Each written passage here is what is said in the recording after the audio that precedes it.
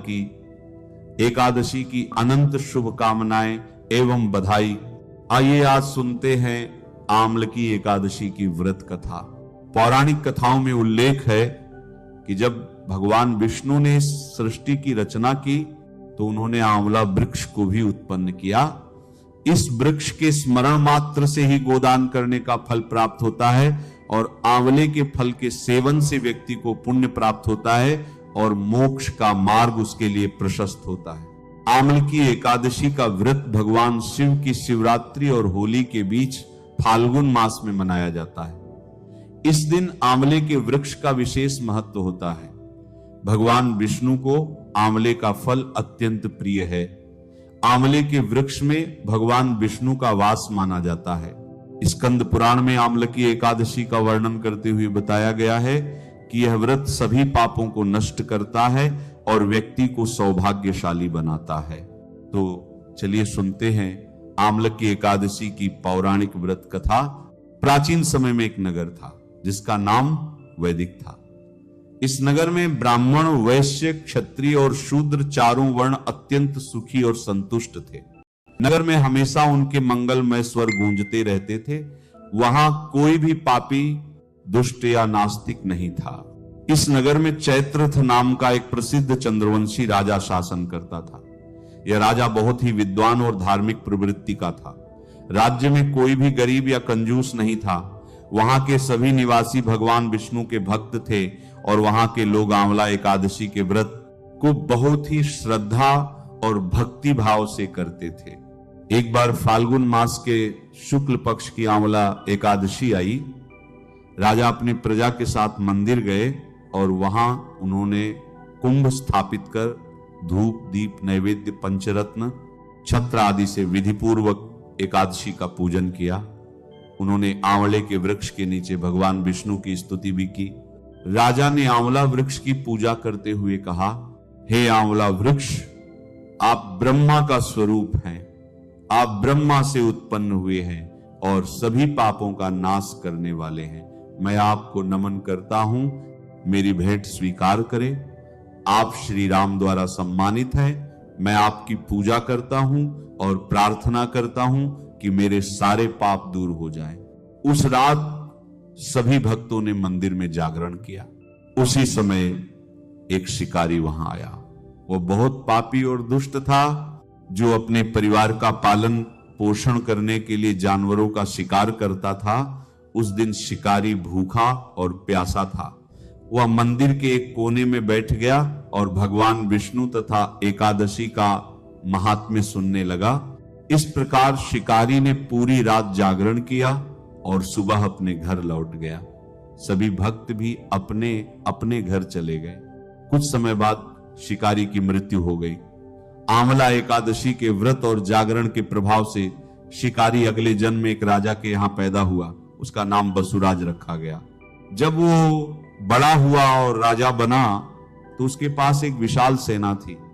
उसका राज्य धन धान्य से परिपूर्ण था।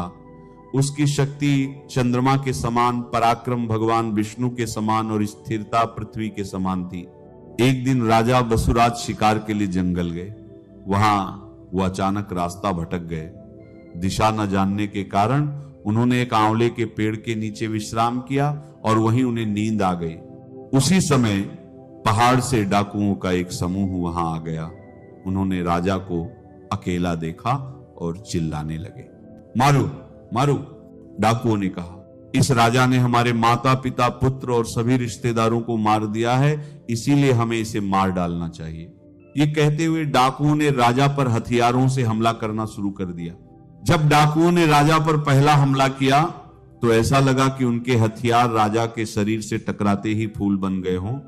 उनके सभी हथियार उल्टे उन्हीं पर वार करने लगे और ऐसा होते ही सभी डाकू बेहोश हो गए। उसी समय राजा के शरीर से एक दिव्य देवी प्रकट हुई। वह अत्यंत सुंदर थी और सुंदर वस्त्र व आभूषणों से सुसज्जित थी। उनकी आंखों से लाल अग्नि की किरणें निकल रही थीं। देवी ने तुरंत डाकुओं पर आक्रमण किया और सभी को मार डाला। जब राजा बसुराज जागे तो उन्होंने डाकुओं को मृत पाया और सोचा, इन दुश्मनों को किसने मारा? इस जंगल में मेरा ऐसा कौन सा शुभ चिंतक है? तभी एक आकाशवाणी हुई, हे राजन, इस संसार में तुम्हारी रक्षा भगवान विष्णु के अलावा और कौन कर सकता है? पिछले जन्म में तुमने आम्ल की एकादशी का जो व्रत किया था, ये उसी का पुण्य है। आकाशवाणी सुनने के बाद राजा अपने राज्य में खुशी खुशी लौट आए और धर्म पूर्वक शासन करने लगे। तो ये थी आम्ल की एकादशी व्रत की कथा। जो भी इस व्रत कथा को श्रद्धा पूर्वक करता या सुनता है, उसके सभी कार्य सफल होते हैं और अंत में वह विष्णु लोक को प्राप्त करता है। एकादशी के महत्व को बताते हुए शास्त्रों में यह श्लोक मिलता है, एकादशियां न भुग्जीत तंडुलान कदाचन, अर्थात एकादशी के दिन चावल का सेवन कभी नहीं करना चाहिए।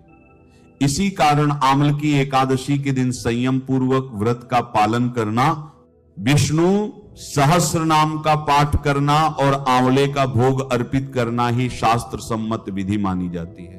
इस बार फाल्गुन के शुक्ल पक्ष की यह एकादशी शुक्रवार को पड़ रही है, इसलिए आपको भगवान विष्णु के साथ माता लक्ष्मी की भी आराधना करनी चाहिए। सबसे पहले आपको इस दिन कोशिश यही करनी है कि आप सूर्योदय से पूर्व उठ जाएं, उठकर स्नान आदि कर्मों से निवृत्त होकर भगवान के मंदिर को साफ करें। यदि संभव हो तो आंवले के वृक्ष के नीचे पूजा करें या घर में ही आंवले का फल रखकर भगवान को स्नान कराएं, उनका पंचामृत से अभिषेक करें, फिर गंगा जल से शुद्ध करके भगवान के श्री विग्रह को पीले वस्त्र पहनाएं। हे प्रभु, मैं श्री हरि की कृपा और मोक्ष पाने के लिए आम्ल की एकादशी व्रत का संकल्प करता हूं। हे प्रभु, मुझे यह व्रत श्रद्धा और नियम से पूरा करने की शक्ति दें। अब भगवान विष्णु की पूजा शुरू करें।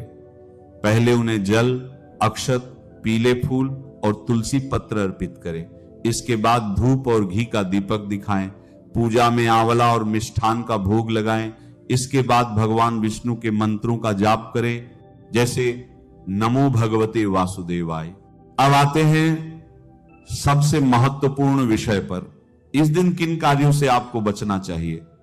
सबसे पहले तो इस दिन का मूल भाव ही है संयम और ब्रह्मचर्य। इसीलिए